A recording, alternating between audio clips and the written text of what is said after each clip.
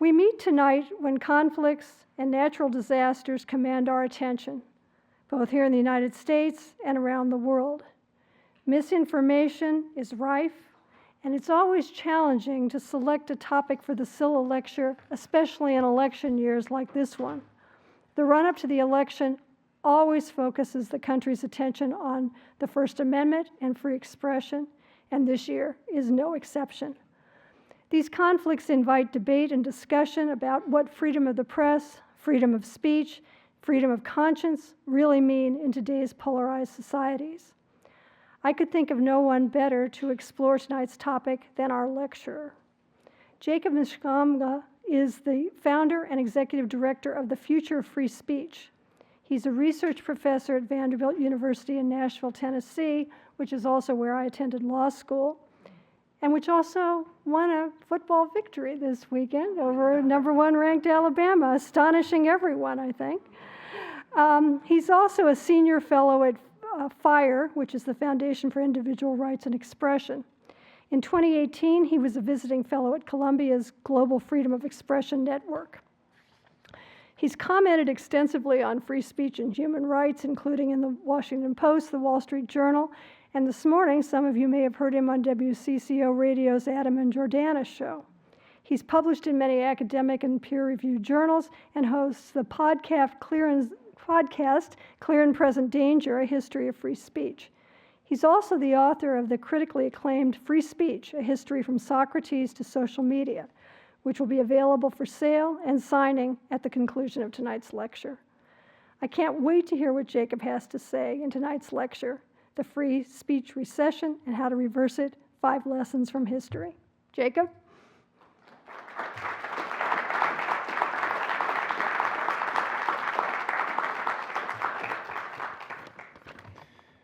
Thank you, everyone. It's an honor and a privilege to be here with you.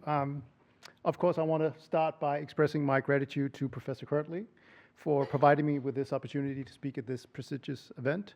I also want to thank the Silha family members who I had the pleasure to meet at the reception just now. And of course, all of you who've chosen to spend your Monday evening here listening to me rather than watching 60 Minutes with Kamala Harris, for instance, among many other things that you could have spent your Monday evening on. I hope that we also get a chance for a real dialogue rather than you just listening to me droning on. We stand at a critical moment in history, less than a month away from what might be one of the most consequential elections in modern American history, and exactly a year after the horrific terrorist attack on Israel on October 7th, whose aftermath led to heated protests around the globe, including on US college campuses. The stakes feel higher than ever, and you can feel it in the sharp divisions of opinion that face off. And this polarization is amplified by social media and new technologies like generative AI, which many fear is accelerating the spread of misinformation and deepening our political fractures. And so it's no surprise that I think a lot of Americans, and maybe some of you as well, are grappling with a fundamental question. Do we have too much free speech?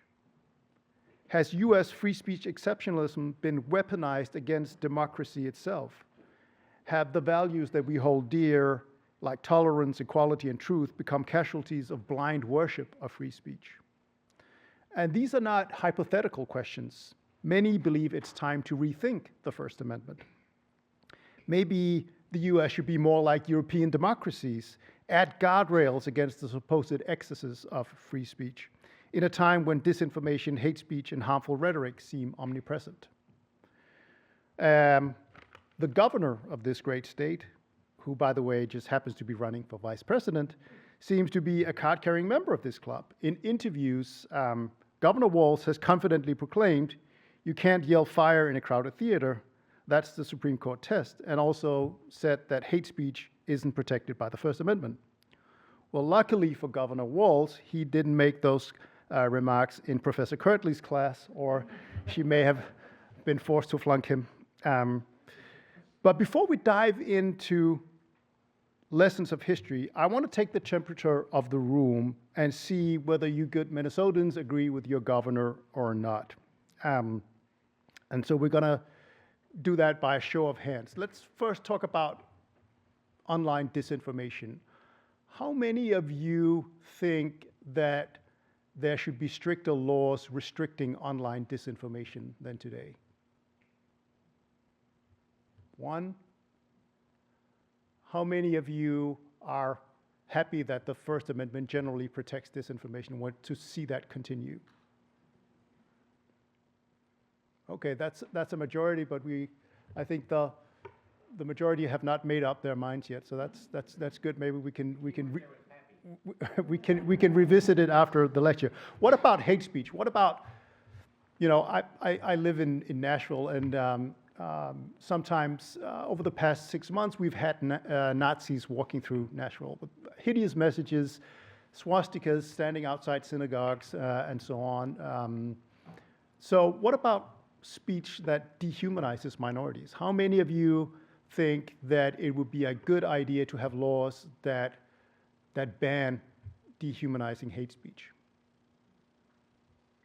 1, 2, 3, 4, a few more. How many of you think that even dehumanizing hate speech should be protected by the First Amendment? A clear majority again, even though we still have some undecided. These questions may seem pressing and new, but in reality, they are echoes of debates that we've been having for centuries. And tonight, I'd like to offer 5 lessons from history that may shed some light on these issues and maybe guide us toward a future where free speech is once again viewed not as a threat, but as a foundation of democracy itself. But first, I want to set the scene a little bit historically, if I can get this to work. So it's not that long ago that we were living in does this work? Yeah. A golden age of free speech. There was the so-called third wave of democratization. A number of countries around the world became democracies. They went from authoritarian states to democracies. And free speech was played a pivotal role in that. One of the defining moments of that, of course, was the end of communism. And who was a more iconic figure than Václav Havel, the Czechoslovakian playwright and dissident who, had been imprisoned many times, who was, wrote this Charter 77, a charter for human rights, and eloquently opposed communist rule. And he was released from prison, became president of what was then Czechoslovakia, and gave a triumphant speech in Congress in 1990. And you can see how important free speech was to him. He said, well, I was basically released from jail. Now I'm the president of a country that is on the road to democracy where there's complete freedom of speech. So free speech was seen as absolutely essential to this development. 4 years later, the most iconic political prisoner probably of human history, Nelson Mandela, became the president in the first democratic election in a multiracial South Africa, after spending 26 years in prison.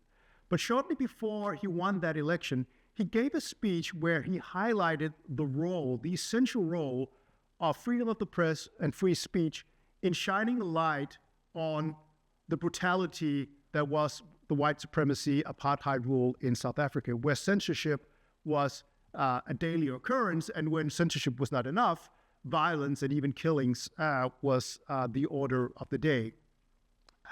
So he said, free speech and freedom of the press was really what gave a voice to those of us who were silenced. It shined a critical light on the oppression going on that ultimately toppled the apartheid regime, made it untenable. It could no longer go on. And then he said that free speech was going to be a central pillar of democratic South Africa. And he said something else that really resonates with us today when we talk so much about disinformation. He basically says that no government can claim to have a monopoly on truth, and therefore not only laws, but mores, practices, and prejudices that place constraints on freedom of expression are a disservice to society. So these are two monumental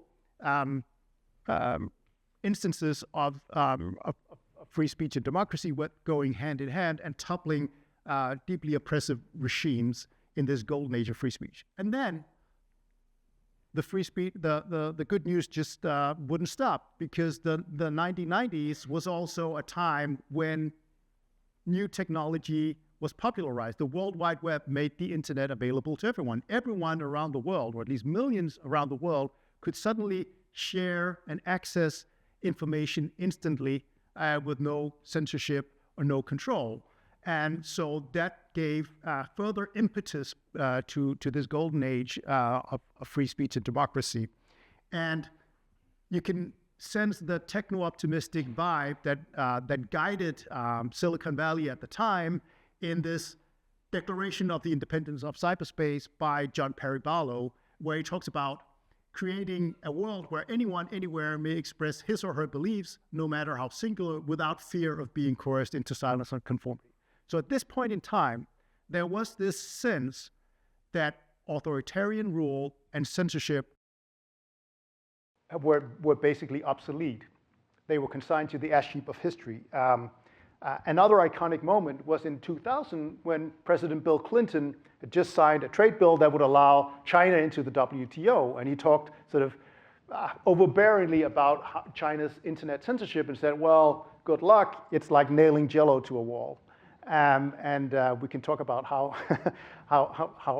prophetic or not that statement was.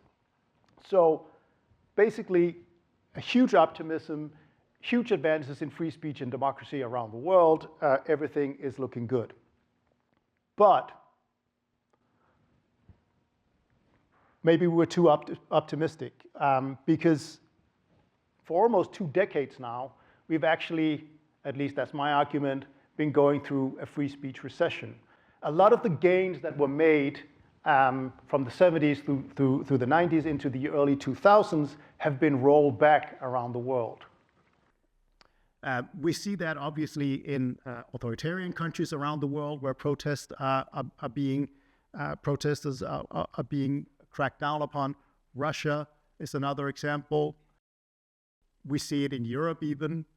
The internet, which was this liberation technology, has to a large extent been reverse engineered by authoritarian states. Instead of providing a voice to dissidents, authoritarian states, not least China, have learned to use new technology to do censorship and surveillance at scale, at massive scale.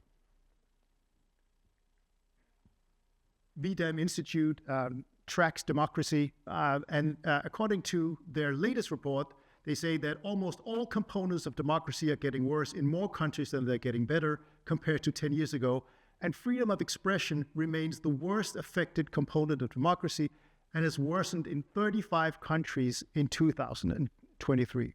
So that's a very strong signal that whenever, just as free speech was pivotal for strengthening democracy in the golden age, so too is the focus of authoritarian regimes in limiting free speech is absolutely essential to resurgent authoritarianism in the world that we live in today.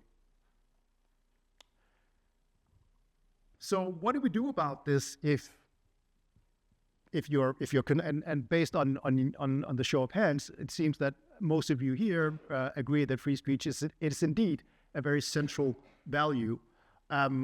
What can we do to reverse this free speech recession? How can we even try to understand what's going on? Because it's counterintuitive, right? All of us, when I pull out my phone, I have more access to information, ability to share information than, the richest king that ever lived. and to the most well-educated, wealthy person even 30 or 40 years ago. So it seems counterintuitive that censorship is on the rise, free expression is in retreat. But I think there are some lessons that we can draw on to understand where we are today.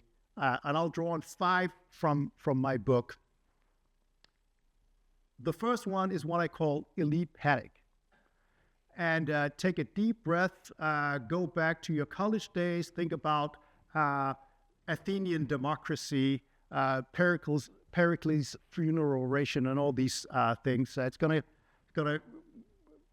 get a bit geeky here, but essentially, free speech, at least in my view, started in the Athenian democracy some 2,500 years ago. What's interesting about the Athenian democracy is that they had two concepts of free speech. One of them was called isegoria, meaning equality of speech. So basically, all freeborn male citizens had a direct voice in the assembly, the ecclesia, the political assembly, which was a direct democracy where everyone could discuss and vote directly on laws and issues of the common good. But they also had, the Greeks, the Athenians, to be more precise, another concept called parousia, meaning uninhibited speech. That was more of a civic commitment to tolerance of dissent that was exercised in the agora, in the marketplace in Athens, and which applied even to foreigners. So someone like Aristotle, who wasn't an Athenian, could set up shop. Plato, who was deeply hostile to democracy, could set up an academy. He could philosophize, teaching against the vices of the very democracy that allowed him to speak. Now, sometimes the Athenian democracy gets a bad rep because Socrates was executed. But I think it's unfair to judge the Athenian democracy based on Socrates, because Socrates was very much the exception. And one of the reasons why Socrates, granted, experts disagree on exactly why Socrates was executed, but I think it's fair to say that one of the reasons why he did so was because he was not himself. He was a prominent practitioner of parousia, but he was not necessarily a fan of democracy, and he had very close ties to people who had overthrown or been involved, oligarchs who had overthrown the Athenian democracy. So it's maybe a timeless example of a democracy being too overzealous in protecting its basic values and wanting to crack down on people seeing as being against its democratic values. But if you take one thing away from the Athenian democracy, it's that it was essentially bottom-up and egalitarian. On the other hand, we have the Roman Republic. The Roman Republic also cherished free speech, but they didn't have a specific concept for it. They didn't have a specific name. It was part of the general Roman liberty, libertas, but it was a much more top-down, elitist conception of free speech. So if you were to go into a Roman assembly, ordinary citizens didn't have a right to speak, unlike in Greece, unlike in Athens. It would essentially be the elite, the wealthy, well-educated elite, people like Cicero, who some of you probably know, who would exercise free speech, and then citizens got a right to vote yes or no. In fact, someone like Cicero said that the reason why the Athenian democracy collapsed was because they allowed the unwashed mob into the assemblies to make all kinds of decisions, and obviously things go wrong when the unlearned people, the unwashed mob who don't know anything, are given a direct voice in public affairs. How did it go for Cicero and the Republic? Not that well, so, but that's another story. But basically, you could say that these two conceptions, the egalitarian model and the elitist model, have been in contention ever since. An elite panic breaks out every time the public sphere is expanded. When is the public sphere expanded? Well, it can be through new communications technology, or it can be through political reforms that allow demographics that have previously been marginalized, silenced, a voice in public affairs. What tends to happen, is that the Ciceros of the day fret about the dangerous, corrosive effects of allowing the unwashed mob a voice in direct affairs, because that will undermine the pillars of society, the basic structures. So what's a good example of that? The printing press. Think about, why do we call it press freedom? Well, that's all to do with a revolutionary technology, the printing press, which upended political religious authority in Europe, especially when Gutenberg's printing press was thrown into an explosive cocktail with Martin Luther's Protestant Reformation, because no one was able to use the printing press to the same devastating effect as Martin Luther. He would write in German. He would write short, punchy treatises, unlike the Catholic Church, which would write in Latin, boring treatises that no one understood. Martin Luther you might call him a religious populist. I'm from Scandinavia, so I can say that. I'm from a Lutheran country, so I can say that without offending good Lutherans here that might be present here in Minnesota. So he connected on an emotional level. If Martin Luther was on Twitter today, he'd have more followers than Elon Musk, I think. He really understood. But what happened was that this became deeply disruptive, because suddenly the Catholic Church, the Holy Roman Emperor, no longer had a monopoly on truth. Ordinary people could suddenly engage with these arguments that denied authority to the Church and the king. And so we saw someone like Erasmus of Rotterdam, who was a very prolific writer, a humanist scholar who'd written many treatises and books. And he had initially been a big fan of the printing press. But as things heated up in Europe, after this honorary monk in Germany started writing inflammatory treatises, Erasmus changes his mind. He says, well, printers, they fill the world with pamphlets and books, foolish, ignorant, malignant, libelous, mad, impious, and subversive. So basically, Erasmus changes his mind. Today we think of printed material, that's sort of the epitome of intellectual sophistication. Well, to Erasmus at this time, printed material is a bit like Twitter or 4chan or something like that. It's dangerous, corrosive, and we have to be careful about it. What about the telegraph? The transatlantic telegraph means that suddenly news can travel from the old world to the new world in a matter of minutes rather than weeks. That's a good thing, right? Especially if you're a newspaper. Well, that's not what the New York Times thought in 1858. So the New York Times said that, well, the telegraph caused vast injury. It was superficial, sudden, unsifted, too fast for the truth. Essentially, all of this has been written about social media, and that was the view of the New York Times at the time. The next big breakthrough in communications technology is the internet. But I would say, sure, but the internet, I think, is more revolutionary than radio. But you could take lots of quotes about the radio and the effects of radio and TV as well. So this is Barack Obama as a junior senator of Illinois in 2006, who talks about the blessings of the internet because it allows him to say what he wants without censorship.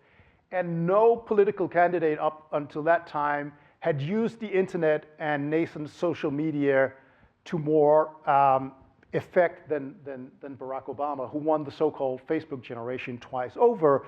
And it's quite interesting to compare, the way that media and the public looked at the relationship between the candidate and Silicon Valley to the way that we look at Silicon Valley's relationship with politics today, because he was lauded for the innovative ways that he could energize younger voters and sort of circumvent the elites in his political party to win 2 consecutive presidential campaigns. But in 2020, Barack Obama, the elder statesman, was less convinced about the blessings of the internet after the 2020 election and the systematic campaign of lies about the election outcome by Donald Trump and his supporters. And now Obama told The Atlantic that the internet and online disinformation is the single biggest threat against democracy. So a good example of someone being the outsider, relying on disruptive communications technology, to someone who was had just served as the commander-in-chief and now saw it in a very different light. But of course, whoever is in charge is an elite, right? And so Donald Trump, he had before he won in 2016 to everyone's shock, had said a lot of things, not all of them true. But when the media called him out, he would call them the fake news media, and he was fantasizing about opening up libel laws that would allow him to sue various news outlets. So again, a good example of someone being in the elite and sort of saying, well, now that I have the power, I don't think it's a great idea that people should be allowed to criticize me. Europe among democracies, Europe has gone further, much further than the US. Some of you might have heard about the Digital Services Act, which is an attempt by the European Union to create order in the so-called digital Wild West. Essentially, it means that social media platforms and others have to remove illegal content, but also to mitigate disinformation and so on. And one of the crusaders, the cyber sheriff, is this guy, Thierry Breton, who recently resigned as a commissioner, but he was the commissioner in charge of the Digital Services Act, and he's made lots of comments about how the Digital Services Act would allow the European Union to block entire social media platforms if they didn't comply with the rules set out by Brussels. So it's a very sort of technocratic, very European way of understanding the public sphere. We set the rules, we enforce them, and we are sort of the guarantors of order in this space. There was also a lot of fear leading up to the European elections in June about the consequences of disinformation and generative AI. Vera Jourova, another European commissioner, vice president, said that AI-generated videos of political figures could be an atomic bomb to change the course of voter preferences. So difficult to top that kind of hyperbole. What's more devastating than an atomic bomb? But that's sort of the mindset that has characterized the European approach to especially online disinformation. And this we have seen also in the media and by experts. Another, and this of course is what happened, and this is one of the things that you will see very often with elite panic. Now, sometimes elite panic can be motivated by real concerns. Disinformation can lead to harms. Hate speech can lead to harms. But very often, the dangers are exaggerated. So you have the European Union warning about how the European elections will be drowned in disinformation. And the European Digital Media Observatory, which is funded by the European Union, concluded that no major last-minute disinformation-related incidents have been detected. And the Alan Turing Institute in the UK said that no evidence that AI disinformation or deepfakes impacted UK, French, or European election results. So you had all these warnings about a doomsday, impending collapse, and ultimately it fizzled out. And a good example of elite panic that can lead to legislation, draconian responses, even when the evidence is not necessarily there. Another example in this country, the narrative about how Russian disinformation decided the 2016 election, which I think a lot of empirical data has more or less rebutted. So that was lesson one, elite panic. Another lesson which is crucial is what I call Milton's curse. So some of you will be familiar with John Milton. John Milton, the famous English poet who wrote the Areopagitica in 1644, a very eloquent early defense of press freedom and attack against pre-publication censorship after Parliament in England had reintroduced pre-publication censorship or licensing. And there are many things to love about the Areopagitica. It's still eloquent. There's lots of arguments that would be familiar to First Amendment lawyers today. But read it more carefully, and you will see that John Milton is not in favor of press freedom for everyone. For instance, if you're Catholic, no need to apply for press freedom. If you are too critical of the government, if you're seditious, press freedom is not really for you. In fact, press freedom is mostly for mainline Protestant sects who should be able to sort of discuss their minor differences in good order. The ultimate irony, of course, is that John Milton, the great advocate of press freedom, ends up working as a censor under the military dictatorship of Cromwell. So this is why I call it Milton's curse. But this, again, is a recurrent phenomenon throughout history. Many of the champions of free speech that we revere have had a selective, unprincipled defense of free speech. They've defended certain aspects of free speech, but not ideas that they found too radical or for people that they found too dangerous. And again, this is not something, unfortunately, that we have evolved beyond as a species. Here's Texas Governor Greg Abbott.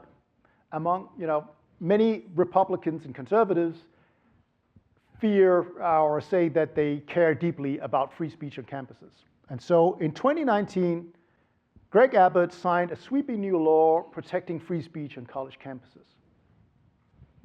Then October 7th happened, and Greg Abbott signed an executive order cracking down on anti-Semitism based on a definition of anti-Semitism that almost certainly violated the First Amendment.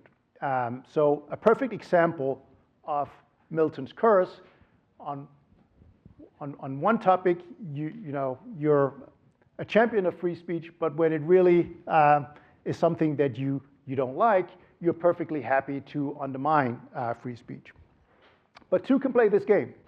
So here's the Students for Justice in Palestine, one of the organizations that Greg Abbott wanted to target, and an organization that has been targeted on many college campuses for their pro-Palestine advocacy. But the Students for Justice for Palestine have very frequently argued that pro-Palestinian speakers should not be allowed to speak on campuses. They have demanded that speakers be canceled. But after October 7th, they complained vehemently that administrators and governments refused them access to speak on college campuses. So again, this Milton's curse. How can you, as the Students for Justice in Palestine, on the one hand say, we don't want anyone advocating for pro-Israeli views, but at the same time, we should be allowed to protest with viewpoints that a lot of people find deeply offensive or hateful or apologetic of terrorism. Elon Musk is a great example of Milton's curse. You might remember how Elon Musk called himself a free speech absolutist. The reason why he bought Twitter, now X, was that he wanted to reinstate free speech everywhere.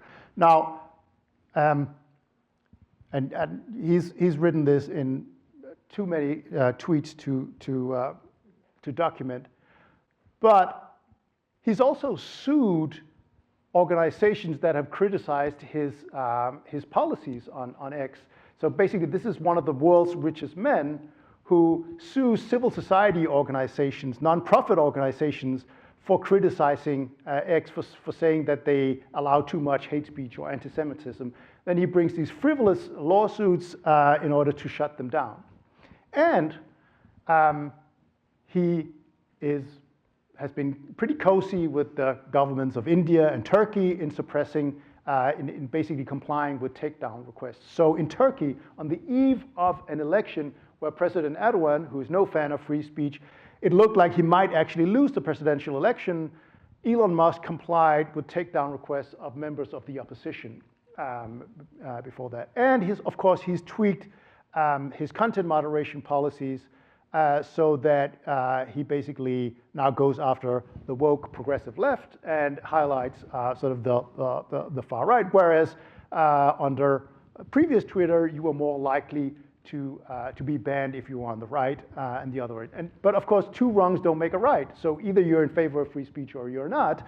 And if you really want to delve into it, On my X profile, I've done a mega thread with maybe 40 examples of Elon Musk's double standards on free speech. It has not gone viral. He hasn't highlighted it. I don't know why. So here are some American views on free speech. This is 2018, so this is when Trump is in office. And look at the last question. The president should have the authority to close news outlets engaged in bad behavior. And people are asked, do you agree or disagree with the following statements? In total, only 26% agree with this statement, but Republicans, 43%. So that's a plurality of the Republicans who were asked, whereas Democrats are very opposed to that. Then fast forward, oh, wrong direction. Fast forward to 2023, and we see that Democrats have become much more supportive of Republicans than Republicans of the government restricting false information online. So not entirely comparable questions, but a huge shift where you see that Republicans are much more skeptical about that, whereas a huge majority, now 70% of Democrats are in favor of that. So that's something that you see on hot button culture war issues in this country, even though Americans remain among the strongest supporters of free speech, along with Scandinavian countries. There are a number of issues that divide this nation, and you'll see that support for free speech sometimes collapses along unforgiving tribalist lines, and this is one of those issues. Okay. Let's get to lesson number 3. It's what I call the Weimar fallacy. As you can imagine, this has something to do with the rise of Nazis in Germany. The Weimar Republic was the short-lived German democracy from 1918 to 1933. And one of the reasons why international human rights law and most democracies, including all European ones, prohibit hate speech is the idea that democracies cannot allow those who will use democracy to destroy democracy to have free speech, because that's the lesson of the collapse of the Weimar Republic and the rise of Nazis. The Nazis came to power through democratic means, even if they never got an outright majority. Of course, this story ignores some pretty important details. So the Weimar Republic was not a free speech absolutist haven. In fact, it was a democracy that was desperately fighting against totalitarian forces, including communists and Nazis. And very frequently, those who were on the receiving end of censorship in the Weimar Republic were the Nazis. So German states had the authority to administratively ban newspapers. And very frequently, these would be Nazi newspapers that were banned. Joseph Goebbels, long before he became propaganda minister, ran a newspaper called Der Angriff, the attack. As you can imagine, it was an anti-Semitic rag, but he proudly boasted that it was the most frequently censored German daily newspaper, and he used it as a propaganda, basically, vehicle. Look, the state is suppressing us, the voice of the people, us, the only party who really channels the essential Germanness, and the state has to crack down on this. Julius Streicher, who would later be executed during the Nuremberg trials, was twice convicted for hate speech and libel against Jews in Nuremberg, where the Nazis was a main headquarter for the Nazis, where they afterwards would win elections. But the most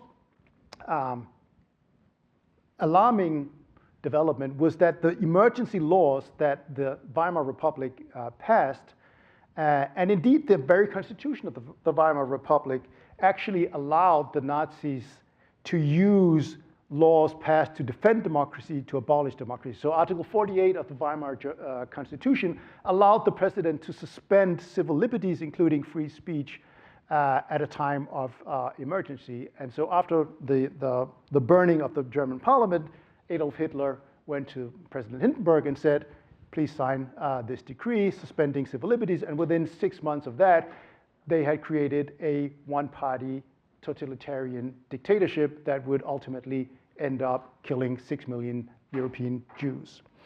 So this idea that that censorship is an effective remedy in fighting totalitarian regimes is an idea that I think rests on pretty shaky historical grounds. It is also interesting that in the aftermath, when the United Nations was drafting international treaties on that would codify free speech, make it into a norm of international human rights, there were two very different conceptions of free speech. One of them, the American conception, championed by Eleanor Roosevelt, who was the first chair of the Commission on Human Rights. And she basically had a more or less absolutist view on free speech. Joseph Stalin's Soviet Union, on the other hand, said, well, hey, we just fought against a Nazi and fascist regime, and therefore we should have an obligation in international human rights law to ban hate speech. And Eleanor Roosevelt said, yeah, what's the likely consequence of that? Is that to foster tolerance within the Soviet Union run by Joseph Stalin, or is that something that's going to be used by totalitarian states to basically annul all the other rights that we're working to ensure everyone around the world? Initially, Eleanor Roosevelt's vision won, but ultimately, the International Covenant on Civil and Political Rights, a legally binding instrument, now includes a provision which obliges all ratifying states to prohibit certain kinds of hate speech. And that, unfortunately, is something that has been... Unfortunately, this is a provision that is, to this day, being abused by a number of authoritarian states to basically say, well, when we're imprisoning dissidents, we're just following human rights norms. And it's something that they're quite brazen about. Unfortunately, the fact that European democracies are so insistent on the importance of hate speech laws is also something that is being used. So for instance, when Russia made it a crime to basically say that that the Soviet Union was in an alliance with Nazi Germany because that would discredit Russian history, they would say, well, you have these laws in Germany and France that have certain historical taboos, and we're just doing the same thing. Then when Venezuela, Maduro in Venezuela is imprisoning people for hate speech, he's saying, well, you're doing the same thing in European countries. So I think that Roosevelt was quite prophetic at the time when she warned against this development at the UN. But even today, we see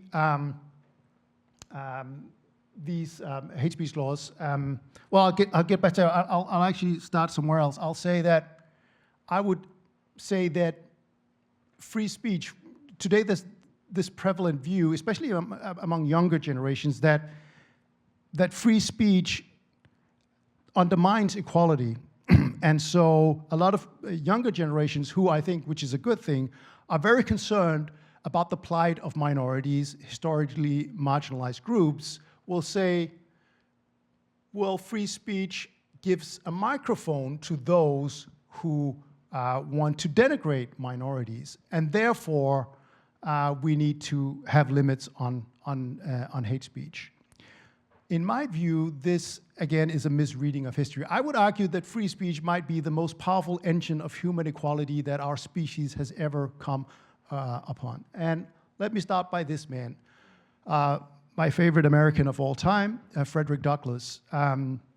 Frederick Douglass was, of course, an extremely eloquent practitioner of free speech who used it to great effect.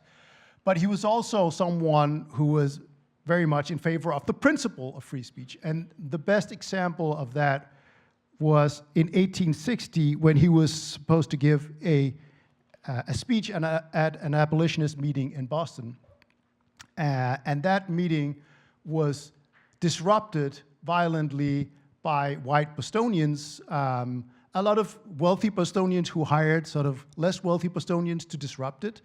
And so what does Frederick Douglass do? Well, after a week or so, he pens a speech called A Plea for Free Speech in Boston. It's only like 2 pages or 3 pages, but it's probably the strongest. Like, if you really want the essence of free speech, go read Frederick Douglass's A Plea for Free Speech in Boston. Every single argument in there is still relevant today. And he says that he basically makes this case for free speech as a universal human right. It doesn't depend on a man's color or the size of his wallet. And he says that if there was if there was free speech in the South, slavery would not survive. And he had a very important point, because in the 1830s, when abolitionist ideas started spreading from the North to the South, what was the response of Southern states? Well, take Virginia. Virginia, which of course had been the state that opposed the Sedition Act, the home of Madison, who was the architect of the First Amendment, Jefferson, all these luminaries, free speech luminaries. Well, in 1836, Virginia adopted a law which said that if you enter the state of Virginia, if you spread in the state of Virginia ideas that criticize slavery, ideas that reject a slave master's right to property in his enslaved persons, you go to prison. In Alabama, death penalty for abolitionist speech. President Andrew Jackson tried to pass a federal law that will prohibit the spread of abolitionist tracts throughout the post service in the states. And so Frederick Douglass saw very clearly that one of the most potent weapons against slavery was free speech. And he said that the right of speech is a very precious one, especially for the oppressed. This guy, Gandhi, was imprisoned for 5 years for sedition for his peaceful protest against British colonial rule. Gandhi called free speech and association the lungs that are absolutely essential for liberty. When he was convicted under the British sedition law, he gave a speech where he basically said that you should be allowed to criticize any person or system unless you incite violence, essentially. And this was in 1921. So this was at a time where in the US, if you had opposed American involvement in World War I, you could go to prison for 10 to 20 years. And the Supreme Court said, yeah, no problem. We might have a First Amendment, but that doesn't protect you. So Gandhi, at this time, was much ahead of the sort of common understanding of the limits of the First Amendment in the 1920s. We've already talked about Mandela. Ida B. Wells is another civil rights and women's rights luminary, maybe the most brave person in the history of American journalism, who had to flee the state of Tennessee when her newspaper was burned down because she traveled around basically documenting lynchings and had the tenacity to write about why, that the reason why blacks were lynched was not because that they raped white women as we justified, but that some of these relationships were actually consensual, and that was not something that you could say in Tennessee at the time. And so white people burned down her newspaper, and she was luckily out of town, but so she had to be in Chicago. I can't imagine, can you imagine being a black woman in Tennessee at the time, traveling around, documenting lynchings and writing about it, the bravery involved in that, incredible. The day before Martin Luther King was assassinated, what did he talk about? He talked about America not living up to its constitutional promises. And why was that? Well, that was because the civil rights movement was systematically denied its First Amendment freedoms by various bogus laws and public order and so on in the South. So that's all to say that free speech has been a power, an emancipatory power. And I think it's incredibly dangerous to think that that is no longer the case. That because we've made progress on these things, now we can flip it on its head. Now, free speech might have helped minorities gain a higher degree of equality, but now that that has been secured, we need to limit free speech to ensure that that equality will still be maintained. I think that is dangerously misguided. And let me give you some examples from Europe. This woman was at a protest in London. The people that she holds on a placard was the former Prime Minister Rishi Sunak of the UK, who is of South Asian origin, and Suella Braverman, who is the Home Secretary, also of South Asian origin. The protester herself is also of South Asian origin. She called these politicians, the most powerful politicians in the country, coconuts. So basically saying that they're brown on the outside and white on the inside. And that might be offensive. You can call it racist if you want to, but it's a criticism of the most of the most powerful people in the country. Yet she was arrested, put on trial for hate speech. She was fortunately acquitted recently, but at one of her hearings, court hearings, protesters showed up with placards that said to the police, "This is satire," but they were also arrested and they had these coconuts as props that were confiscated by the police. In fact, when the UK introduced its Race Relations Act that criminalized incitement to hatred, some of the very first people who were prosecuted in the UK were members of the Black Power movement in the UK. There's also been a number of cases of Black Britons who are being prosecuted for sending emojis and GIFs, I don't know, okay, of Daffy Duck, coconuts, and raccoons in online conversations. Some of them have had the police show up at their door. In Germany, post-October 7th, an Israeli Jew protested because in Germany, after October 7th, the government simply banned any pro-Palestinian protests. So you can't, like in Berlin, you could not protest. And Jewish organizations, like leftist Jews who were critical of Israel, were not allowed to do so. So Iris Hefetz, a Jewish Israeli woman, walked into a Neukölln in Berlin, sort of a neighborhood with lots of Muslims, with a sign that said, "As an Israeli Jew, stop the genocide in Gaza." And she was arrested, detained by police. She was let go after a while, but she's been detained 3 times by police, ostensibly on the charges of incitement to hatred. Lots of people in Germany have been convicted for saying, "From the river to the sea," police show up at their private homes.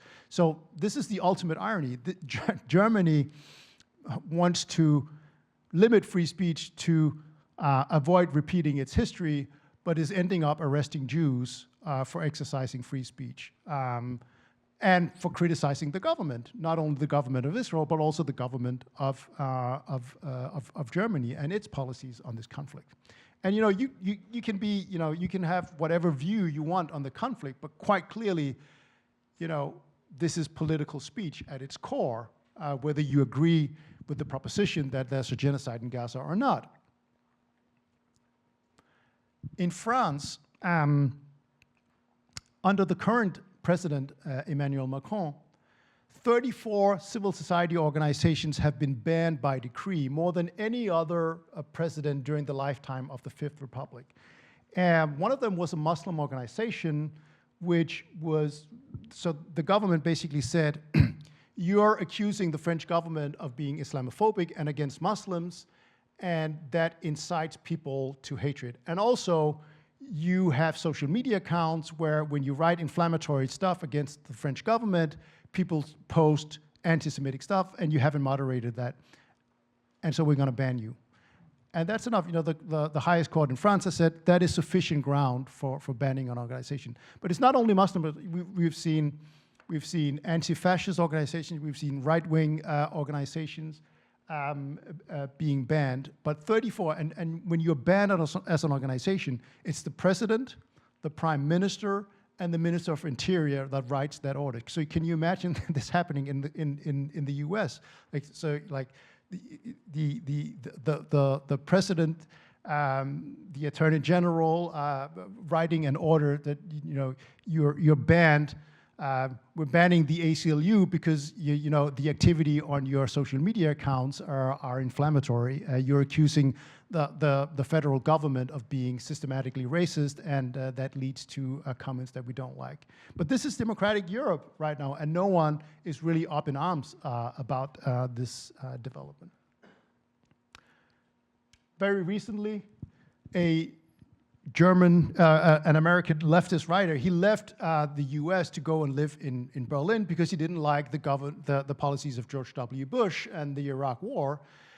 He then became a rather cantankerous critic of COVID policies, wrote this maybe hyperbolic book about the rise of the new normal Reich, where as a face mask, you could barely see a swastika there. In Germany, there's a ban against using anti-constitutional symbols. And so C.J. Hopkins, this author, who clearly is not here advocating for the revival of Nazism, he's using Nazism as a, saying that the COVID rules are akin to Nazism. I don't think that's maybe the most pertinent comparison, but it's something that you use the Nazi card.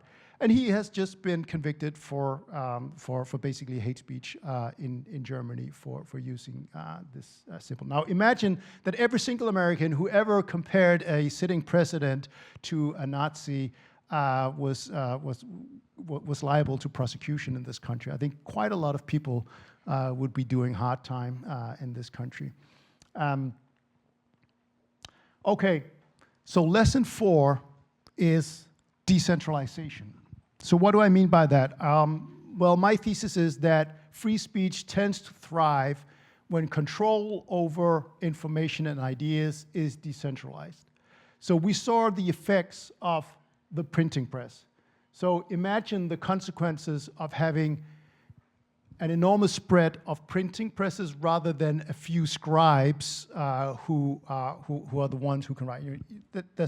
You see an enormous influence on literacy rates, on the diffusion of science and ideas, and you can compare it to the Ottoman Empire, which did not have printing press for a very, very, very long time. Historians disagree on the specific reasons, but it seems quite clear to me that that's a huge comparative advantage for all the disruption, religious wars, and so on. A huge comparative advantage for Europe to have printing press, while the Ottomans, who were at the same technological level as Europe at the time, maybe a bit advanced, did not. You could imagine, if you were trying to run a university or business today without internet access, and trying to compete with businesses and universities that had that. Another good example is the Dutch Republic. So the Dutch Republic becomes the printing house of Europe. They don't have a First Amendment. They don't have any laws that specifically protect free speech, but they have different provinces, and these provinces have different rules. And so if you're a printer in one province, you can hop on over to another if you're persecuted. Plus, there's no real strong centralized authority. Plus, the Dutch are very commercial. They're quite cosmopolitan compared to others in Europe, and they like to make money.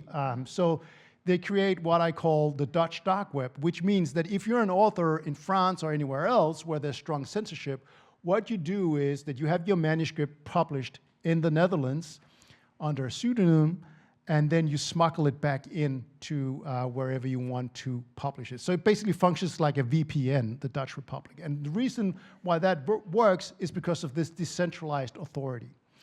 And the First Amendment is a bit the same way. So Andrew Jackson wants to adopt a federal law to stop the publication of abolitionist materials. Lots of people say, no way, that would run afoul of the First Amendment, so there's no majority for that in Congress. So what does that mean? Well, that means that, Frederick Douglass certainly can't go back to Maryland and talk, but he can travel around northern states and spread the message. So there's a decentralized authority of free speech that the First Amendment allows, because it stops a sort of an onerous federal law on abolitionist ideas, for instance. And today, of course, we have the internet, which is radically decentralizing, or used to be, because we lived with a very different internet than we did in the 1990s. Back then, it was much more decentralized. Now we've had a move towards centralization with platforms, which means that you have much more corporate and state control. In fact, you have the worst of both worlds. So you have these huge corporate entities with outsized power over speech, and they can be leaned on by governments, whether Russia or the European Union, to say, you need to live up to our rules, you need to moderate content according to our rules, or we'll fine you, or we'll imprison whoever representative you're obliged to have in our territory. So that means that one of the things that I think is absolutely necessary for the future of free speech to thrive is a more decentralized online ecosystem, one where users have more control over content rather than governments or corporate entities, where we are empowered as individuals. Because we're never going to have agreement on where the line should be drawn, right, on free speech. So so either you say, well, we leave it to Elon Musk and Mark Zuckerberg to make the rules, no one will be happy, and we can bicker about it. Or we say, well, you get to make the rules. You know, there are certain type of content, you know, maybe you don't like news about knitting, and so you have an algorithm that sorts that out. Or you don't like criticism of religion. That's fine if it only affects you and those like you, but doesn't have, but is not enforced centrally. So I think that's a really important step to ensuring the future of free speech and architecture, basically, in the digital world, which is more decentralized than what we're seeing right now. The last lesson, a really important one, is that ultimately,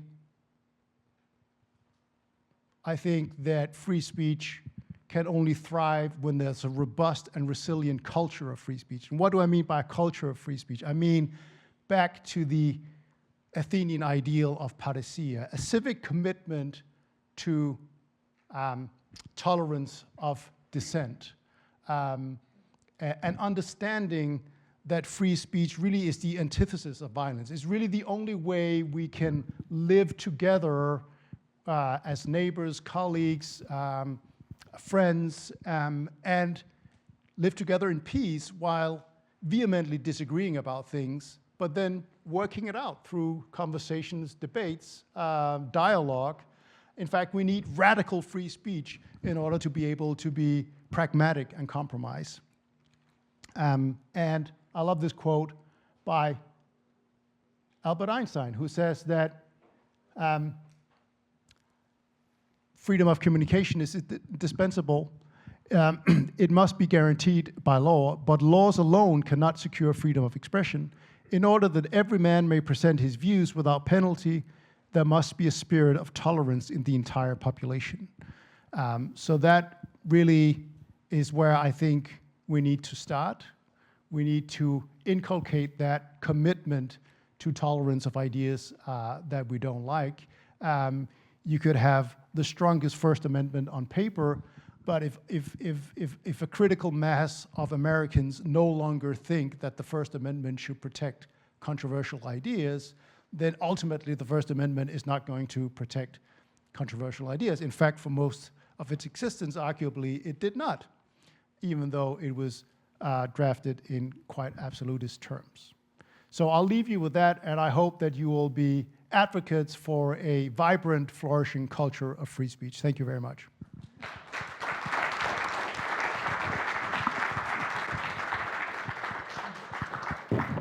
Thank you. That has given us a lot to think about and talk about. And now we're going to open up the conversation to those of you in the audience, both here in Cole's Auditorium and also virtually.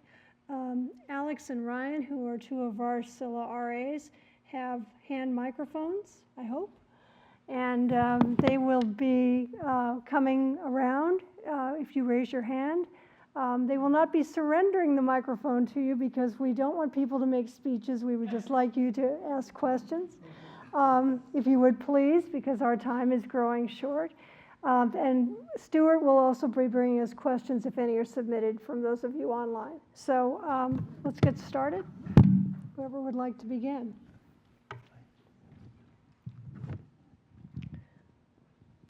And if nobody has a question, I mean, I'll just ask one very quickly. I think one of the things that you spoke about, which really resonated with me, was the great optimism of the 1990s and the idea that we had now entered this glorious revolution of freedom of speech, and we would never go back again to the repression of former eras. What's the reason for that? Why did we go back? So I think it was always naive to think that authoritarian states would just give up and say, okay, we'll surrender. And so there's a great book by Jack Goldsmith and Tim Wu written in 2006 called Who Controls the Internet?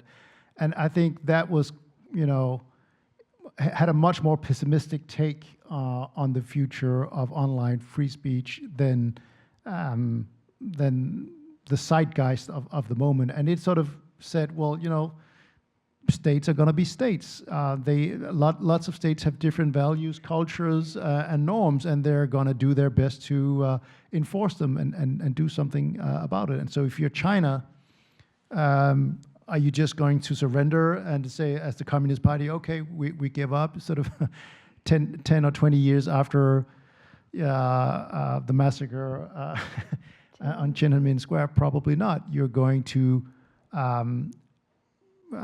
patch and update your technological capabilities, and you're going to try to suffocate, and you're going to reverse engineer that technology. So autocrats are going to autocrat. Autocrats are going to autocrat. But also, I think, to a large degree, maybe we take free speech for granted in the democracies where we've enjoyed it for a long time. And also, free speech is not, it's a counterintuitive ideal, I think. I don't think it's hardwired into human beings. And there's a lot of other impulses in human beings, and many of them at times are much stronger than a commitment to free speech, and we're liable to give in to them, and intolerance is one of those. And I would say fear is as well. Okay, so we have a question over here. Yeah, have you found in your research that the pendulum swings back and forth with this too when you go, so in, for instance, the printing press, and then you had repression by obviously the powers that be, the Pope and the like, versus, just now, and then it opens up again. Have you found that throughout? Yeah, very much so. So, first of all, I realized that I spoke way too long. I tried to time manage better, so I want to apologize for keeping you in the seats so long. I thank you for bearing with me. A very good example, I think, is that so in the 18th century, especially the second half, there was a lot of free speech optimism. You have the First Amendment, you have the American Revolution, you have the French Revolution, but the French Revolution very quickly deteriorates into terror, and so free speech becomes a dirty word. And you really have to get into the second half of the 19th century before free speech becomes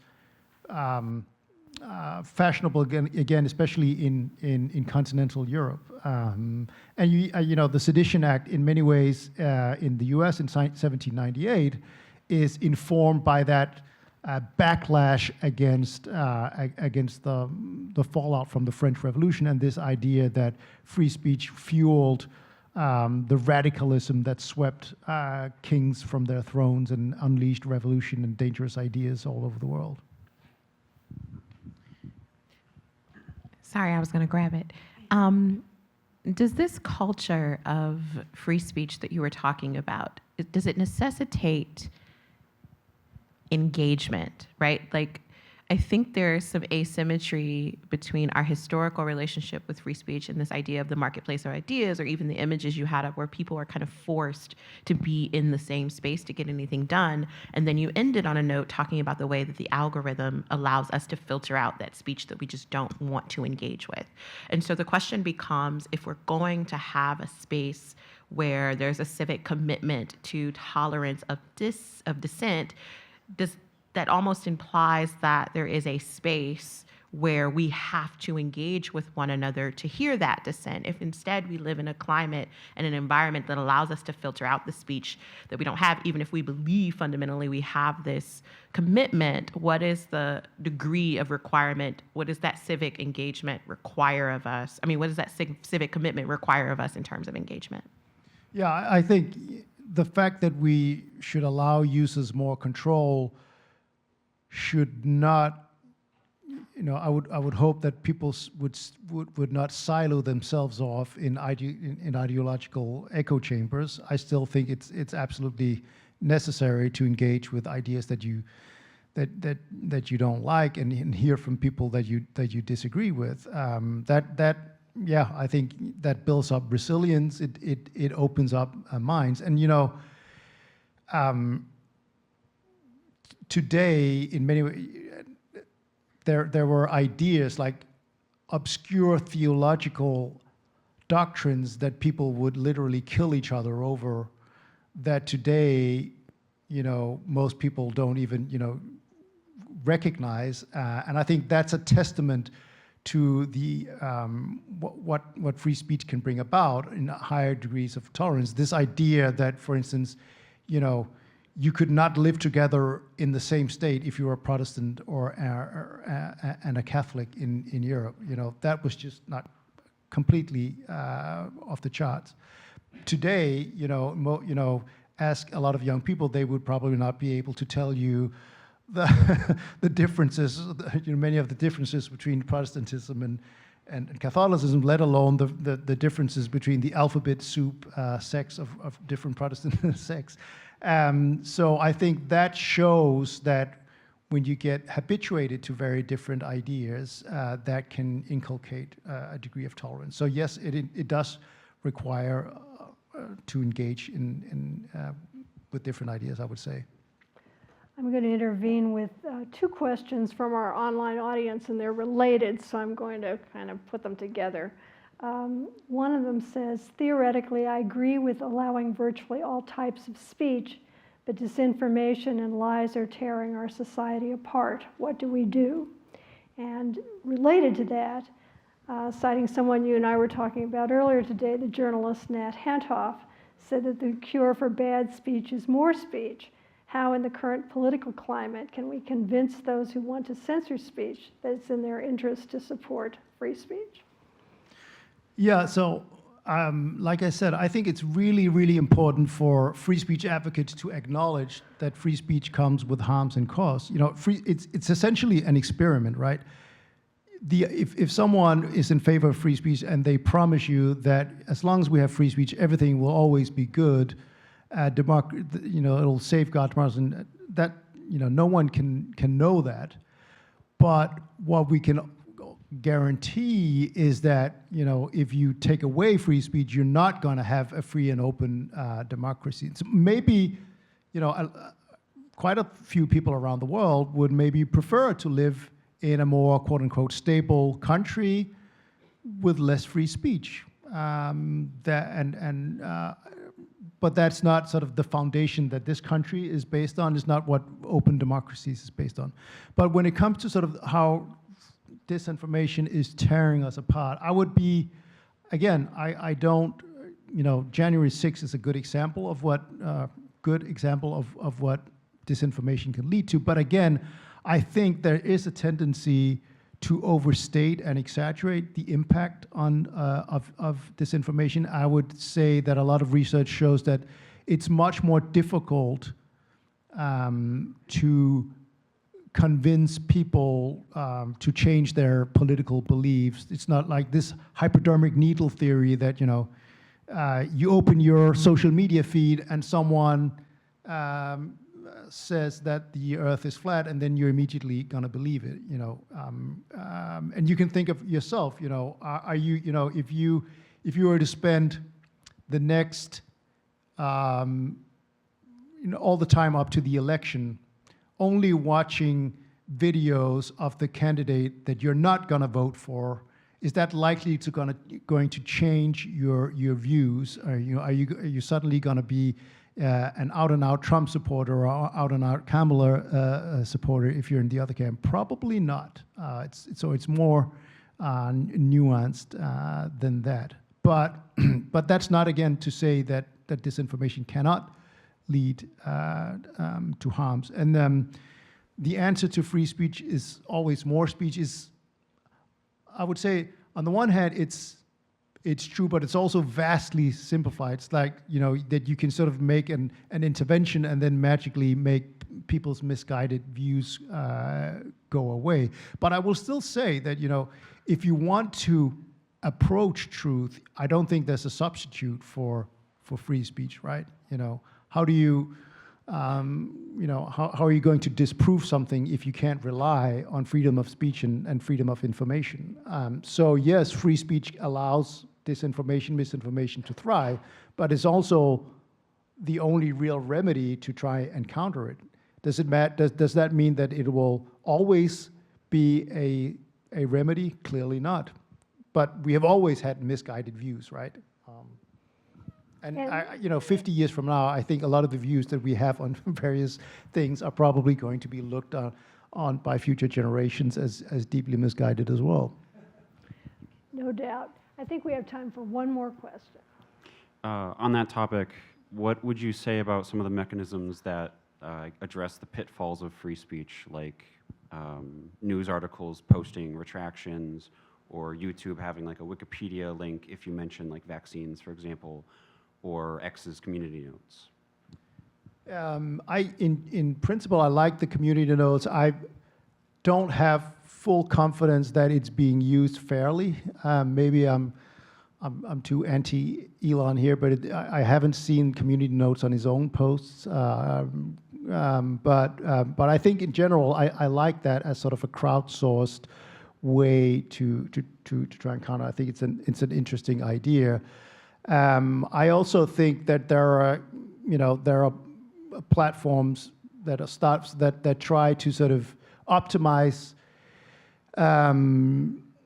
their algorithm so that it's not just for engagement, sensationalist content, but maybe something that optimizes for finding commonalities. So there's a lot of different ways to be innovative in this space that can do away with some of the pathologies of the information space that we're seeing right now. We also have to remember, these are really, really, really early days of the digital age. I mean, think about from the printing press until you had sort of what we would recognize as modern journalism today. That's a very, very, very long time. Like, if you go back and read newspapers, even for like 100 years ago, you would probably not be impressed by a lot of what was written back then.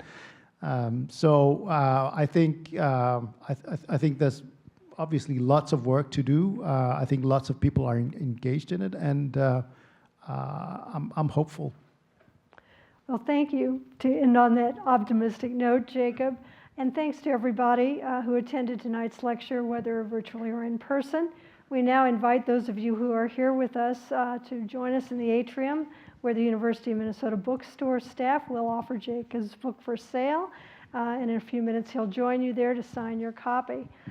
We also hope you'll want to keep in touch with the Silha Center for our activities and events.